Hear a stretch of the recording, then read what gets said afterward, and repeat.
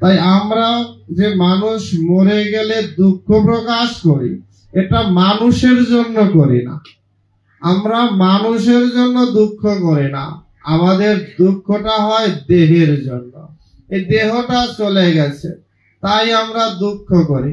একটা মানুষ যদি মারা যায়, তাকে যদি আপনি ফ্রিজের মধ্যে রেখেও দেন, যদি বছরের পর বছর রেখে দেন, তাহলে কি মনে করেন তার নখ বাড়বে, তার চুল পাকবে? হয়তো শরীরের পচন সৃষ্টি হবে, আর কোনো কিছুই হবে না। তার মানে কি, দেহটা নষ্ট হচ্ছে, কিন্তু আত্মা চলে গেছে। যখন থেকে দেহ থেকে প্রাণবায়ু গেল, তখন এই আত্মা কোথায় গেল? সেই যেখান থেকে এসেছিলেন সেই পরমাত্মায় লীন হলেন। অতএব আমরা কাঁদি দেহের জন্য, এই দেহে তাকে দেখতে পাবো না। তিনি সূক্ষ্মাতি সূক্ষ্ম রূপে অবস্থান করে আমাদের মাঝেই। তাই বলছে বিরহ, অর্থাৎ একটু সাময়িক ভাবে দূরে আছে বটে, কিন্তু তিনি আসলে চলে যায়নি। কারণ চলে যাওয়ার মতো নয়, কারণ তারই বংশ পরম্পরা, তার সৃষ্টি কর্মাদি অনাদিকাল ধরে থাকবে। সবাই মরে যায়, কিন্তু কেউ কেউ এমন কিছু স্মৃতি রেখে যায় যে স্মৃতি মরেও যেন অমর হয়ে যায়। রবীন্দ্রনাথ কোনদিন মরছে কি? রবীন্দ্রনাথের মৃত্যুবার্ষিকী পালন হয় না, তবুও রবীন্দ্রনাথ মরেনি। নজরুল ইসলামের মৃত্যু দিবস পালন হয় না, তবুও নজরুল ইসলাম মরেনি। কারণ তারা না মরেও অমর হয়ে যায়, কারণ সৃষ্টিকর্ম এমন একটি জায়গায় এসে দাঁড়ায়। তাই ভগবানের নাম করা, ভগবানের স্মরণ মনন চিন্তনে থাকলে তার কখনো মৃত্যু হতে পারে না। সে জানে বলছে যে দেহান্তরিত হয়, কিন্তু আত্মা কখনো মরে না। আত্মা অজ, নিত্য, শাশ্বত, অব্যয়, সনাতন। অতএব আত্মার কখনো মৃত্যু হয় না। এই জন্য তারাই জানে যারা ভগবানকে জানে। এই জন্য দেখবেন অনন্ত শাস্ত্রের নির্যাস তত্ত্ব তো কথা একটি, সেটি হলো আত্মানাং বিধি, নিজেকে জানো। যে নিজেকে জানতে পারে সে ভগবানকে জানা তার জন্য সহজ হয়ে যেতে পারে, কারণ নিজের ভিতরেই ভগবান আছে।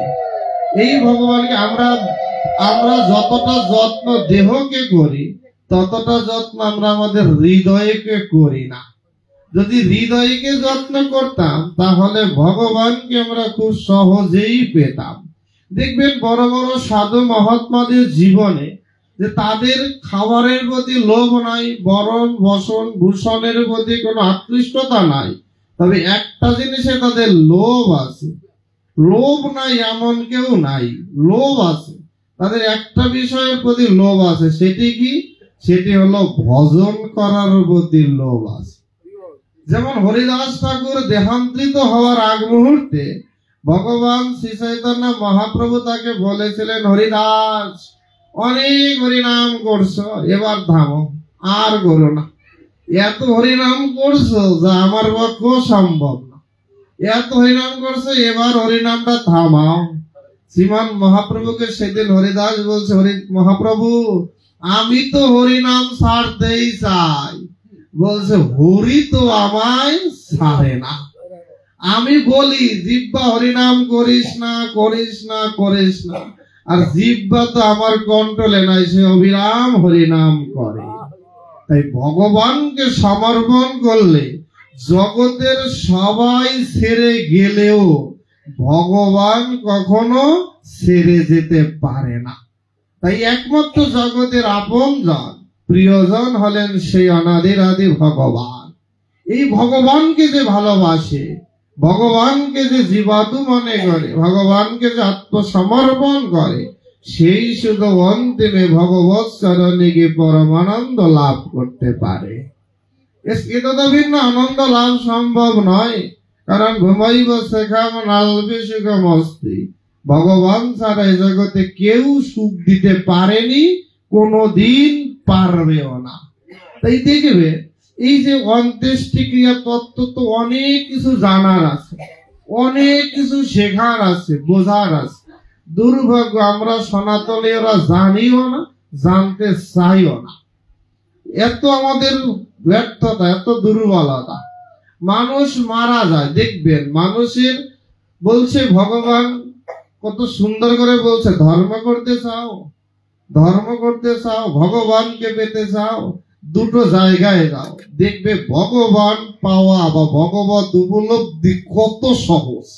বেশি জায়গায় না, এটা কোনো মন্দির নয়, বৃন্দাবন, নবদ্বীপ, পুরী, শ্রীঅঙ্গন নয়, এখানে যেতে বলেনি।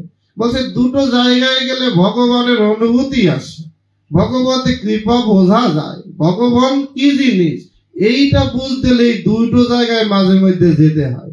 একটা হলো হসপিটাল। হসপিটালে গেলে দেখা যায় যে জীবন কাকে বলে, মানুষ বাঁচার জন্য কত আকুলতা বেকুলতা করে না? দেখবেন অর্থোপেডিক বিভাগে গেলে দেখবেন কারো পা এরকম দড়ি দিয়ে টানাই রাখছে, আসেন এরকম, তখন বোঝা যায় যে জীবন কাকে বলে। একই অ্যাম্বুলেন্সের মধ্যে কোন সন্তান জন্মগ্রহণ করে আনন্দে মিষ্টি বিতরণ করতে করতে বাড়ি যায় না? আবার ওই অ্যাম্বুলেন্সেই কিনা কোন মানুষ মারা গেলে কান্না করতে করতে বাড়ি যায়। তাই একই জায়গায় গেলে দেখা যায় হাসি, আনন্দ, খেলার একটা মহা সমারোহ। বোঝা যায় যে ভগবান তুমি ছাড়া কেউ আপন না। এই এত আপন জন, দেখবেন কেউ যদি ডেলিভারি কেস থাকে, দেখবেন ওই যে ওটির মধ্যে কি কোনো প্রিয়জন ঢুকতে দেয়? ডাক্তার ছাড়া ওখানে আর কেউ এলাও না। এত প্রিয়, তোমার জন্য মরতে পারি, কি এরকম আছে না ভাবলি? কিন্তু ওখানে কারণ সুযোগ আছে, যখন মরে যায় তখন পাশে যতই থাকো কেউ আপন হয় না। একটা দৃষ্টান্ত বলি, মহাত্মা গান্ধীর নাম শুনছেন না? তার বাবার নাম কাবা গান্ধী। অসুস্থ, একেবারে শয্যাশায়ী, যে কোনো সময় প্রাণ যাবে।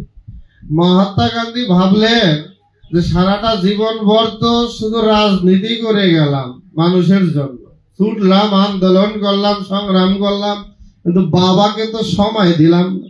এখন বাবার শেষ সময় অন্তত সন্তান হিসেবে কর্তব্য তো আছে, তাই বাবার পাশে বসে মৃত্যুটাকে উপভোগ করবে, যে বাবা চলে যাওয়ার সময় অন্তত যেন আমায় দেখে দেখে যেতে পারে। এই জন্য বসে আছে কাবা গান্ধীর পাশে। একদিন, 2 দিন, 3 দিন বসেছিলেন, কোনো খাবার নাই, কোনো বিশ্রাম নাই, কোনো কিছু নাই, সর্বস্ব ত্যাগ করে বাবার দিকে তাকিয়ে বসেছে, বাবা কোন সময় যায়। 3 দিন পরে কাজের লোক এসে বলছে, বাপুজি 3 দিন ধরে আপনি সেবাও নেন না, বিশ্রামও করেন না, অসুস্থ হয়ে যাবেন, আপনি একটু বাইরে গিয়ে কিছু খাবার খান, আমি এই ভাগে আপনার বাবাকে পাহারা দেই। বাপুজি কি করলেন? বাপুজি বলে, ঠিক আছে, তিনি কি করলেন, একটু যখন এই দরজার বাইরে বেরোলেন, ওই চাকরটি ভিতর থেকে বলছে, বাপুজি এতক্ষণ আপনার বাবা ছিলেন, আপনিও বেরোলেন, আপনার বাবাও চলে গেল। তাই আমরা যা ভাবি তা আসলে হয় না, কারণ কার কখন মৃত্যু হবে তা কেউ বলতে পারে না।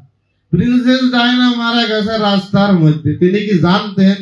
এত বড় ব্রিটিশ সাম্রাজ্যের যিনি সম্রাজ্ঞী, তিনি মারা গেছেন রাস্তার মধ্যে, কোন অ্যাম্বুলেন্স, ওষুধ, ডাক্তার কিচ্ছু পায় নাই। আলেকজান্ডার মারা গেছে একটা মশার কামড়। আমাদের যে এত ক্ষমতা, অহংকার, এত কিছু সম্পত্তি, বৃত্ত, রূপের গৌরব, এই ডেঙ্গু মশার কাছেও আমরা ঠিকই না। ডেঙ্গু মশা দেখাই দিচ্ছে না দিন দিন যে তার কি ক্ষমতা। যে ডেঙ্গু মশা 21 দিন পরে 22 দিন বাঁচতে পারে না, কিন্তু সে হাজার হাজার লাখ লাখ মানুষ মাইরা ফেলতেছে, মুহূর্তের মধ্যে ফেলতেছে না।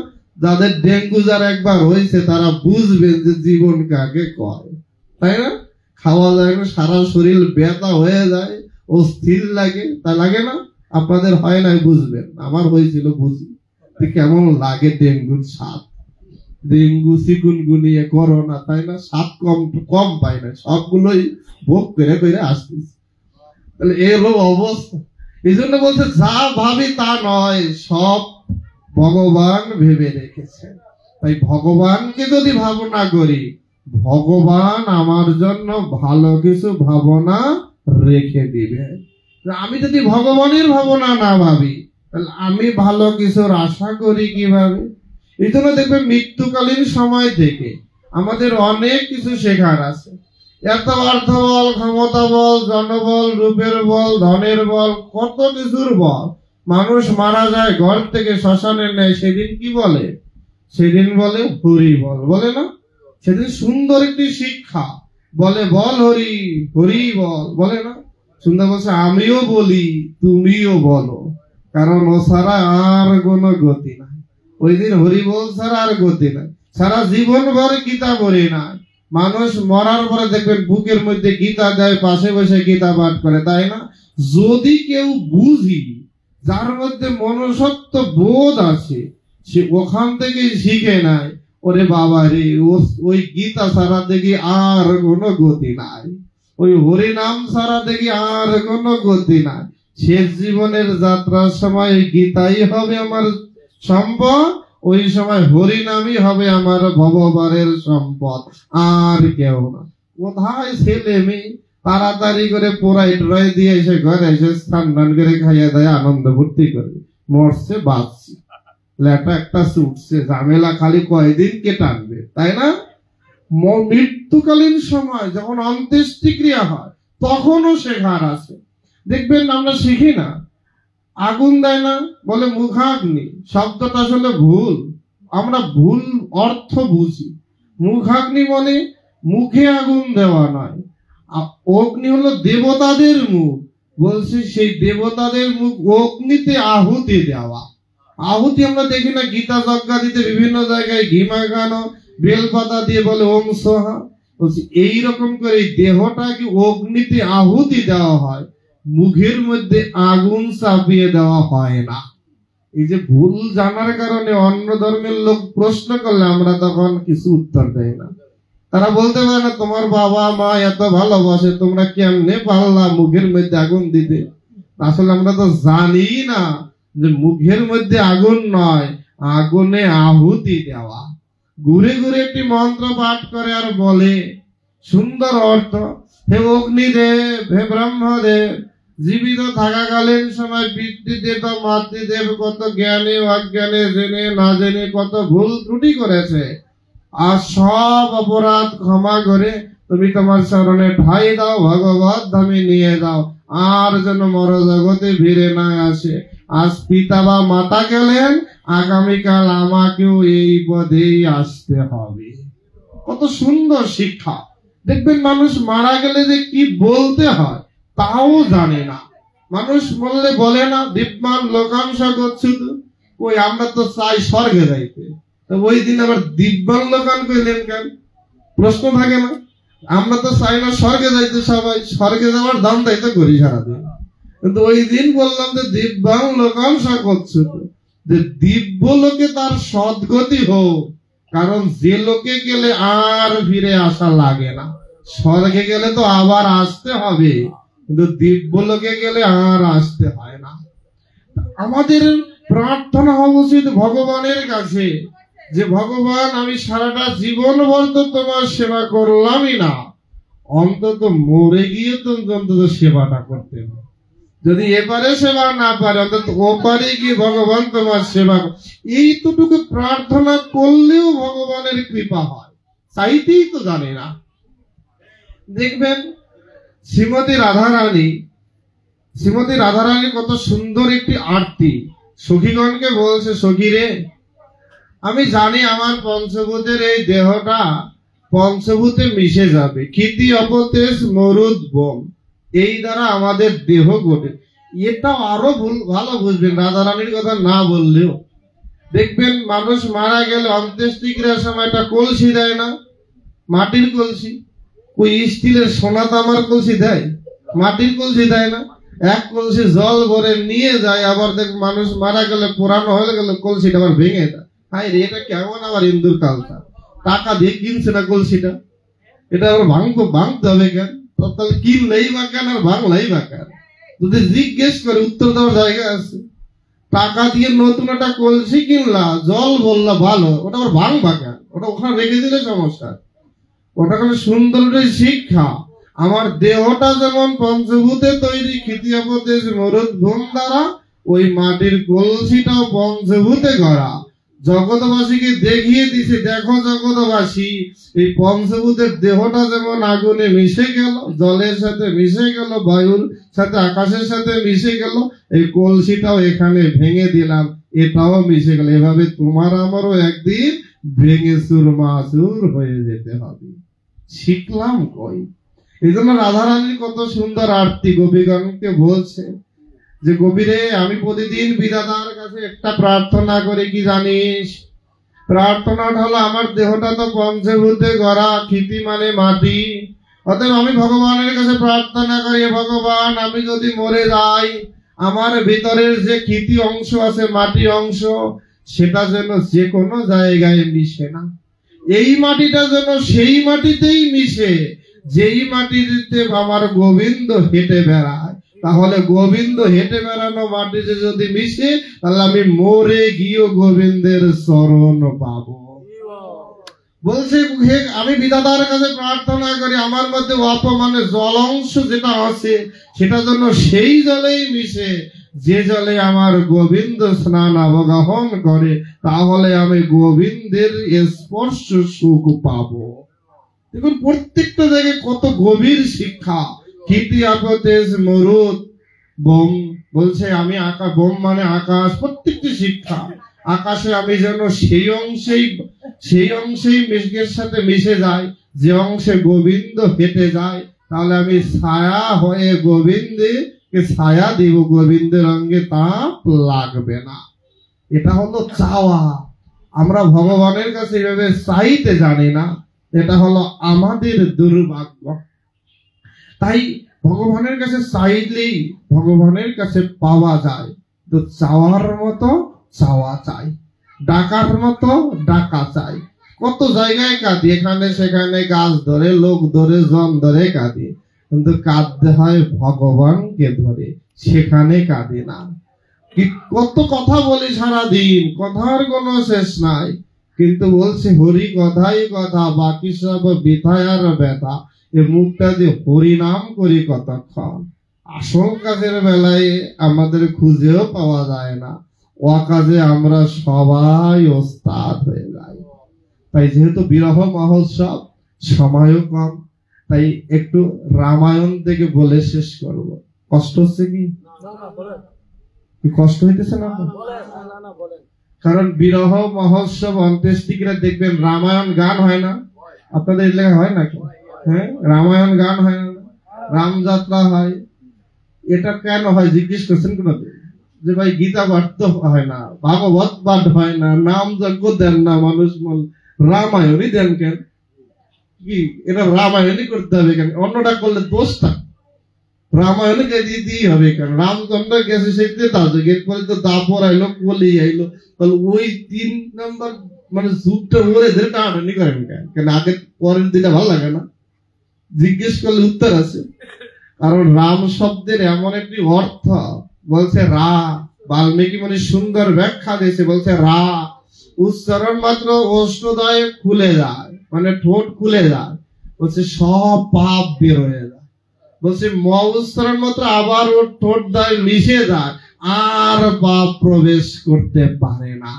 এই জন্য মৃত্যুর পরে মানুষে অন্ত্যেষ্টিক্রিয়া লগ্নে রামায়ণ পাঠ করে, যাতে করে সব পাপ দূর হয়ে যেতে পারে, আর পাপ প্রবেশ করে না। এই জন্য রামায়ণের গান গাইতে হয়।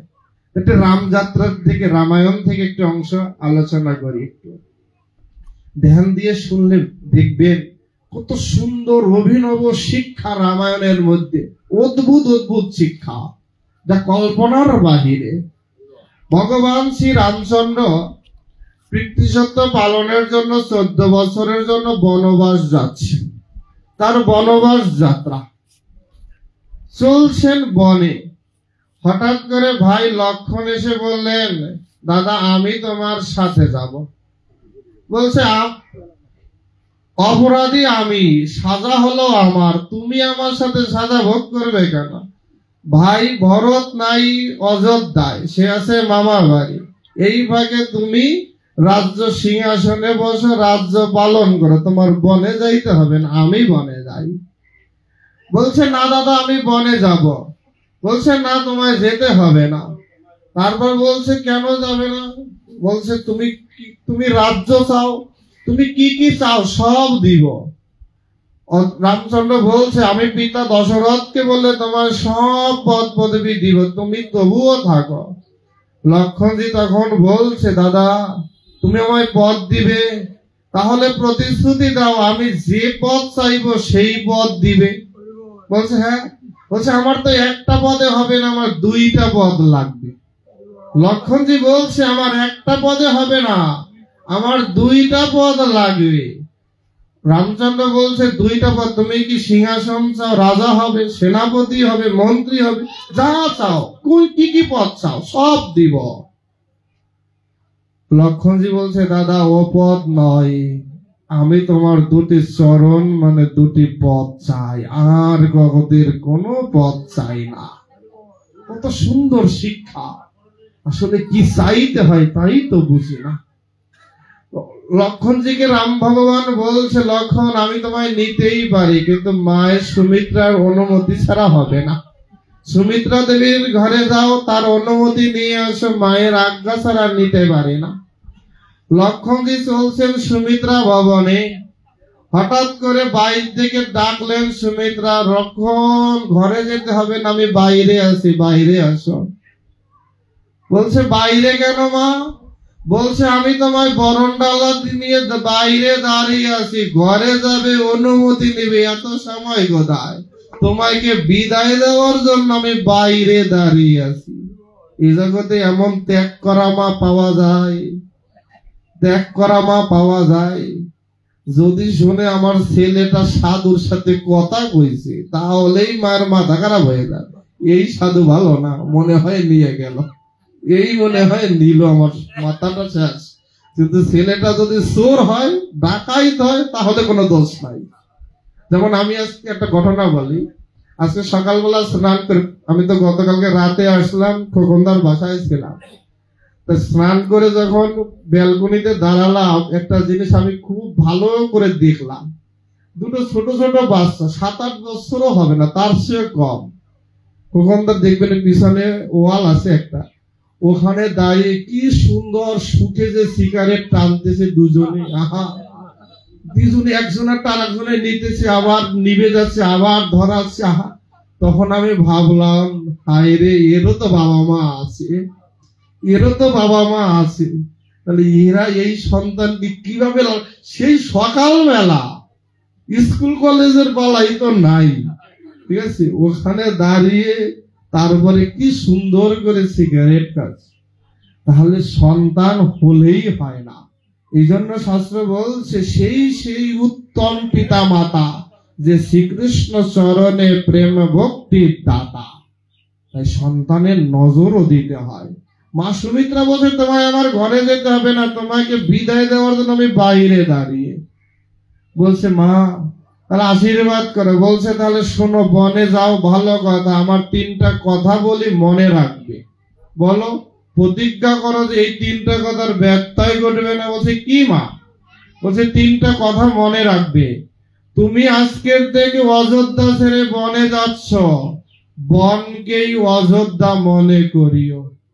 পিতা দশরথকে অযোধ্যায় রেখে যাচ্ছ, বড় ভাই রাম বনে যাচ্ছে, রামকেই পিতা দশরথ মনে করিও।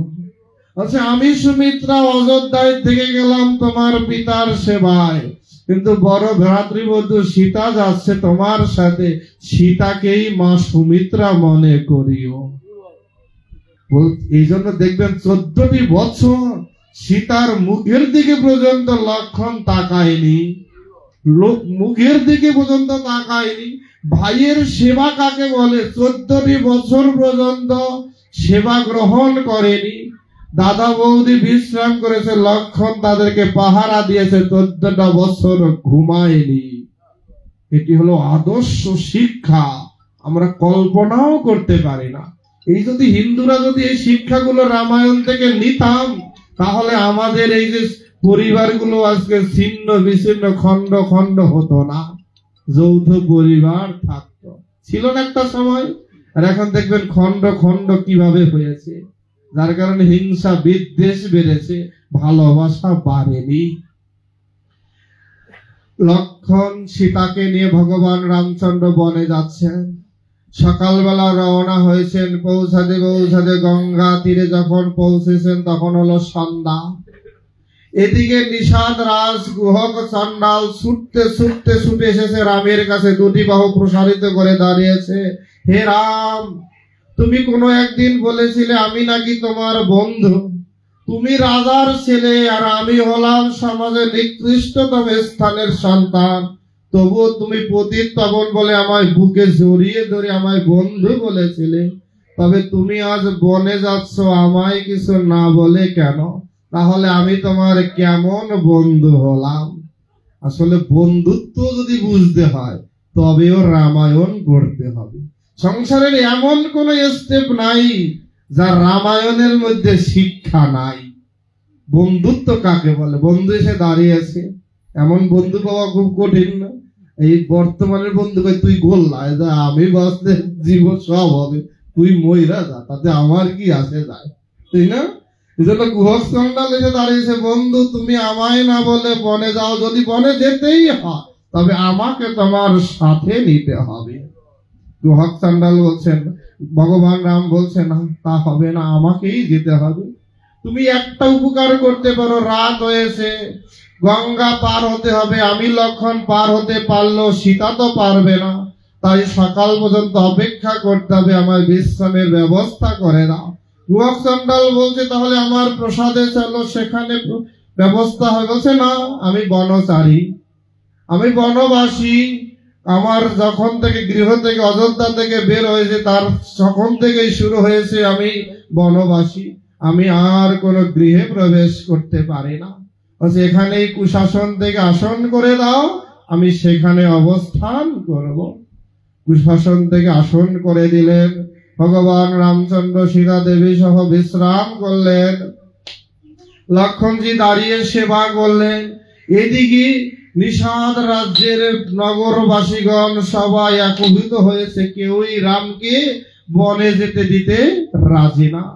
সারাটা রাত ধরে বসে আছে নিষাদ রাজ গুহক চণ্ডাল, সারা রাত বসে তাদের রামায়ণের কথা বললেন, রামের বিভিন্ন চরিত্রের গুণের কথাগুলো কীর্তন করলেন। সারা রাত রামায়ণ পাঠ হলো।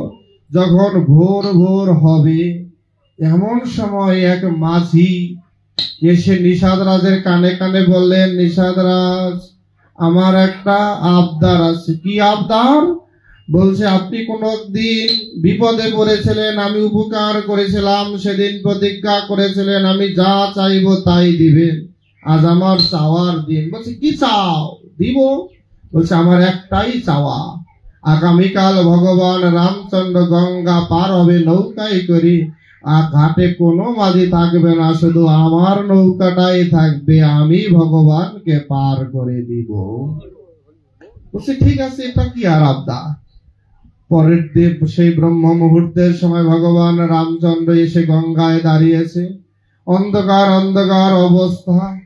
এমন সময় কি করলেন দেখলেন, ঘাটে কোনো মাঝি নাই, ঘাটে কোনো মাঝি নাই। গুহক চণ্ডালকে বললেন ভগবান রাম, বন্ধু কই, তোমায় না নৌকা রাখতে মাঝি রাখতে বললাম, কই রাখলে না? বলছে, না, মাঝি তো বলছে আসবে, সেটা আমায় প্রতিশ্রুতি দিয়েছে, বলছে আসবে, অপেক্ষা করো। অনেকক্ষণ দাঁড়িয়ে আছে, দেখে না। অনেকক্ষণ পরে দেখলেন গভীর সেই মধ্য গঙ্গায় একখানা নৌকায় একজন মাঝি বসে আছে। ভগবান রামচন্দ্র তীর থেকে ডাকছে, ও মাঝি ভাই, আমায় পার করে দিবে। কি আমরা রিক্সালাকে এভাবে বলি, কি ভ্যানালাকে এভাবে বলি? ভগবান শিক্ষা দিয়েছে, বলছে, ও মাঝি ভাই, আমায় পার করে দিবে। একবার দুইবার অনেকক্ষণ ধরে ডাকলেন, কোনো শোনে না।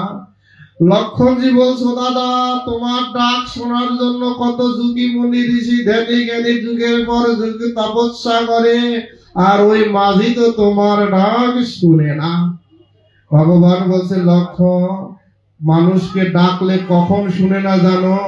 যখন তার সাথে শত্রুতা থাকে, নতুবা অভিমান থাকে। মাঝির সাথে তো কোনো শত্রুতা নাই, তাহলে মনে হয় অভিমান হতে পারে। অনেকক্ষণ ডাকলেন, অনেকক্ষণ ডাকার পরে মাঝি আসলে।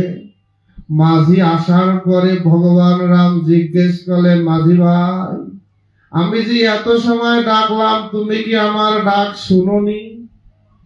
মাঝি বলছে, আমি সব ডাক শুনছি, তবু আমি তোমার ডাকে সাড়া দেইনি। তো কেন? বলছে, তোমার একটা শিক্ষা দেওয়ার জন্য। লক্ষণ বলছে, ভগবানকে শিক্ষা দাও তুমি? এ কেমন কথা মাঝি তোমার? বলছে, ভগবানকে একটা শিক্ষা দেওয়ার জন্য আমি আজকে এখানে শুনেও শুনিনি। ভগবান রাম বলছে, কি শিক্ষা? মাঝি বলছে, ভগবান তাহলে শুনো, যদি কোনদিন কোন জীব তোমার পারে যাওয়ার জন্য এমন ভব নদীর ঘাটে এসে ডাকি, তুমি তো ভবপারের কান্ডারি, তোমায় যদি মাঝি বলে ডাকে হারাম, সেদিন যেন তুমি শুনেও না শোনার ভান করে দেখো না। তুমি যেন এক ডাক দিলেই যেন তুমি এসে তাকে হরি বলে পার করিয়ে দিও। কারণ ভক্ত অপেক্ষা করলে অপেক্ষা যে কত কষ্টের হয়, কত বেদনার হয়, সেটি শিক্ষা দেওয়ার জন্য তোমায় আজকে এভাবে দাঁড়ে করিয়ে রাখিয়েছি। ভগবানকে শিক্ষা দেয় ভক্ত। লক্ষণজি বলছে, শিক্ষা দেওয়া হলো তো এবারে অন্তত পার করো, যা শিক্ষা টিক্ষা দেওয়া। বলছে, এখানেই নয়, আরো কাজ আছে। বলছে, কি কাজ? দেখবে, অন্তর প্রাণ দিয়ে শুনুন, হৃদয়ের কথা, একেবারে মার্মিক কথাগুলো। দুপুর বেলা ভালো নাকতে নাও পারে, তবু একটু শুনুন, একটু কষ্ট করে। কারণ আপনাদের যেমন ব্যস্ততা আছে, আমারও ব্যস্ততা আছে। আমাকে সেই ফরিদপুর যেতে হবে, কম ব্যস্ততা আমার নাই, গাড়ি ধরা লাগবে। তবুও আমি বল, কারণ কি এমন সঙ্গ তো সবসময় হয় না। কারণ দিনের মনে দিন যাচ্ছে, সময় যাচ্ছে, কাল যাচ্ছে, কিন্তু হরি কথা বলার, হরি কথা শোনার সময় কই পাচ্ছে? কোন সময় দেহ থেকে প্রাণ যাবে কোন গ্যারান্টি আছে? অন্তত হরি নাম করতে করতে, হরি বলতে বলতে, হরি স্মরণ করতে করতে যদি যেতে পারি, এই ভগবানের কাছে জবাব দিতে পারবো, ভগবান আমায় তোমার কাছে রাখতেই হবে, কারণ আমি রাম নাম শুনেছিলাম। কি করছে লক্ষণজি? বলছে, শিক্ষা দেওয়া শেষ তো, এবারে পার করো অন্তত। বলছে, না না, শেষ হয়নি, আরো আছে। কি? ভগবান রামচন্দ্রকে বলছে, ভগবান রাম, তুমি তো এভাবে আমার নৌকায় উঠতে পারবে না, কারণ তুমি এখন খালি পায়ে, এভাবে নৌকায় উঠতে পারবে না। কারণ তুমি নৌকায় উঠো, তাতে আমার আপত্তি নাই, কিন্তু ওই তোমার চরণের ধুলি নিয়ে আমার নৌকায় ওঠায় আপত্তি আছে। বলছি, কেমন কথা? বলছে, হ্যাঁ আপত্তি আছে। কি আপত্তি? গতকালকের গুহক চন্ডাল সারা রাত ধরে রামায়ণের কথা শুনিয়েছে। তখন শুনেছি ওই অহল্যার মতো পাষাণীও অভিশাপ সম্পদ প্রাপ্ত হয়েও সেই পাষাণী শুধু তোমার চরণ স্পর্শে সে দেবী রূপ ধারণ করে ভগবত ধামে গিয়েছে। যদি তুমি ওই চরণ নিয়ে আমার নৌকায় উঠো, আর নৌকাটাও যদি দেবী হয়ে যদি চলে যায়, তাহলে আমি কি নিয়ে বাঁচবো, কি নিয়ে ইনকাম করব? তাই তোমার সাথে শত্রুতা নাই, শত্রুতা আছে তোমার ওই চরণের ধুলির সাথে। ওই ধুলি নিয়ে নৌকায় উঠতে পারবে না। তাহলে উপায়? বলছে, উপায় আছে একটা। কি উপায়? বলছে, দাঁড়াও। ভগবান রামচন্দ্রকে দাঁড়িয়ে দেখুন, ভগবান ভক্তাধীন কেমন, ভগবানকে দাঁড় করিয়ে রেখেছে, ভগবানকে দাঁড় করিয়ে রেখেছে।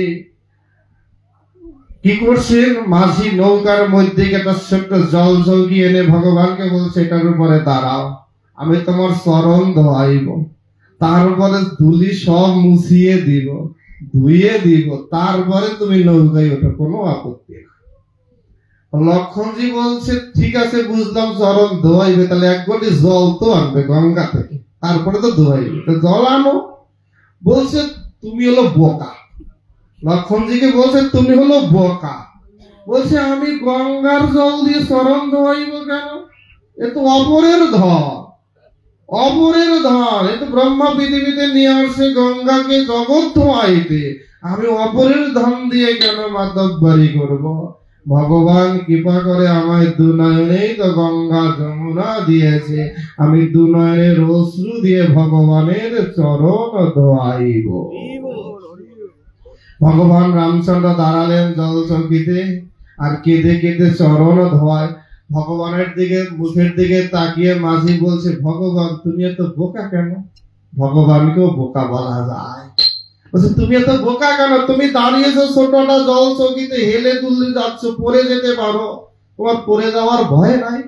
যদি পড়ে যাওয়ার ভয় থাকে তাহলে তুমি তোমার হাতটা আমার মাথার উপরে তো রাখতে তো পারো, তাহলে তার পড়ে যাওয়ার ভয় থাকে না। কত সুন্দর করে মহাজন বলছে, হারে মাঝি, ভগবতী কৃপা কিভাবে নিতে হয় তোমার কাছ থেকে শিখে নিতে হবে।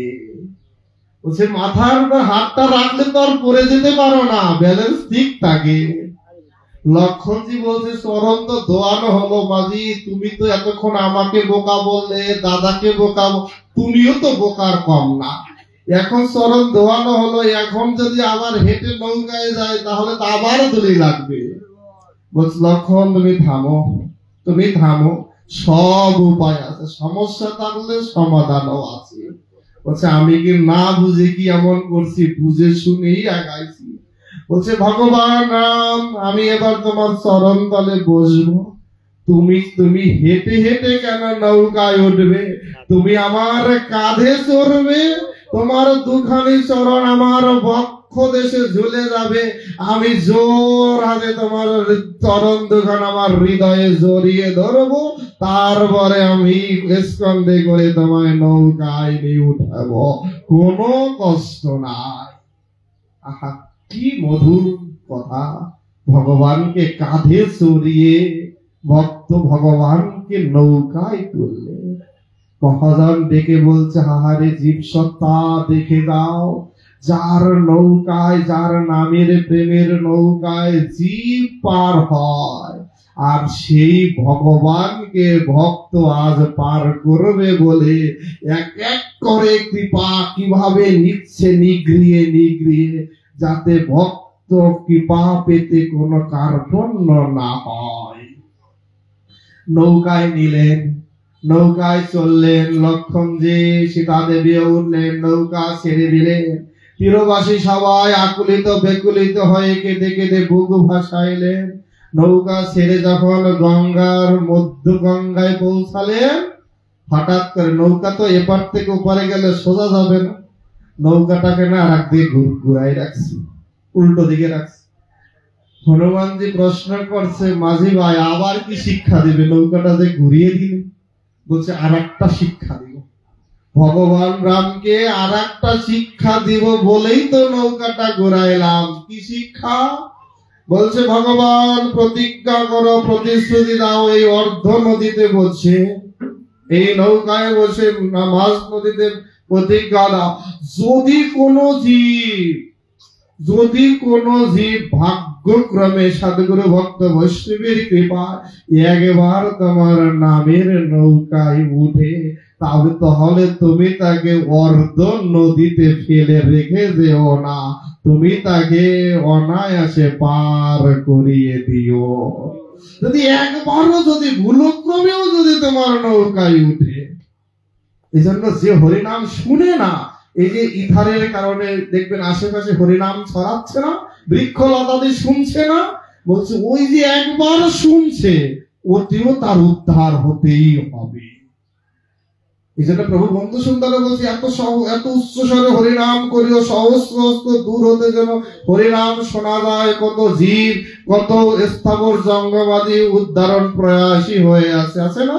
এগুলো আপনারা তো বন্ধুল্লাহ জানেনি। এই জন্য বলছে অর্ধ নদীতে যেন কাউকে তুমি ফেলে রেখে যেও না।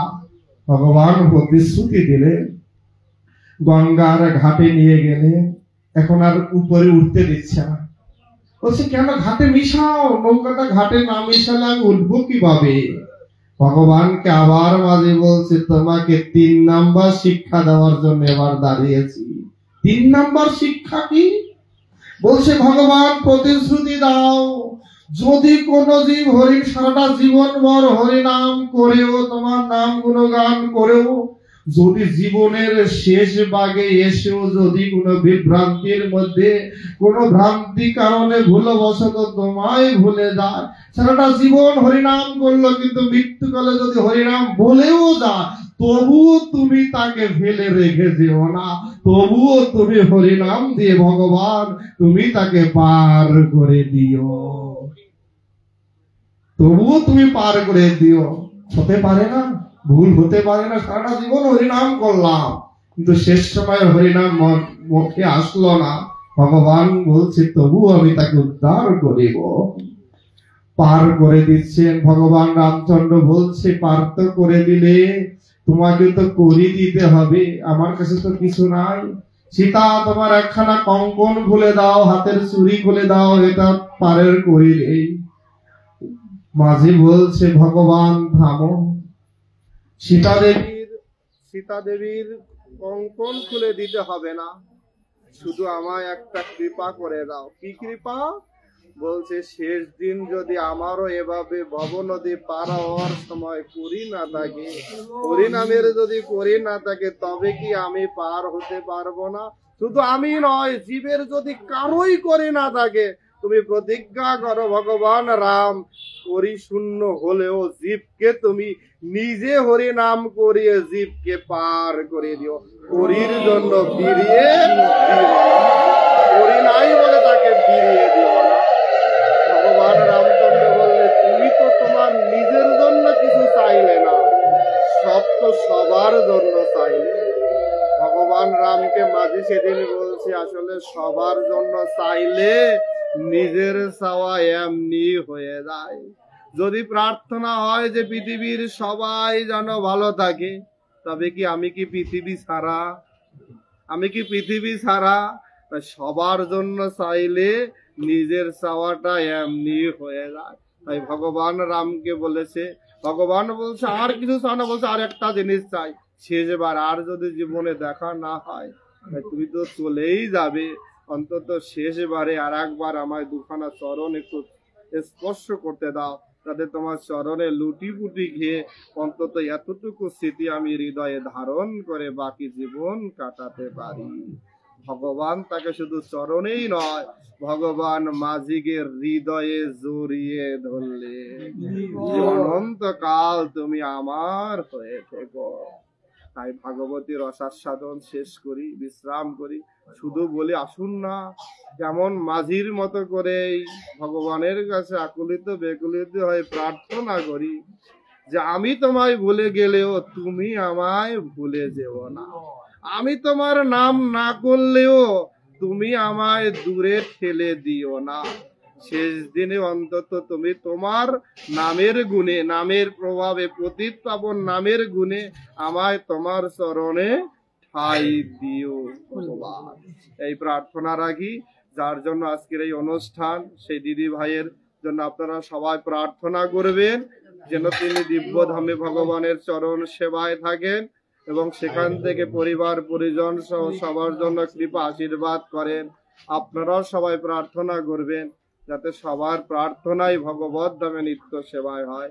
সবাই ভালো থাকুন, ভগবানের অযাচিত কৃপা প্রসাদ লাভ হোক, এই প্রার্থনা রেখে আজকের আলোচনা এখানে বিশ্রাম করি। জয় জয় শ্রী রাধা কৃষ্ণ।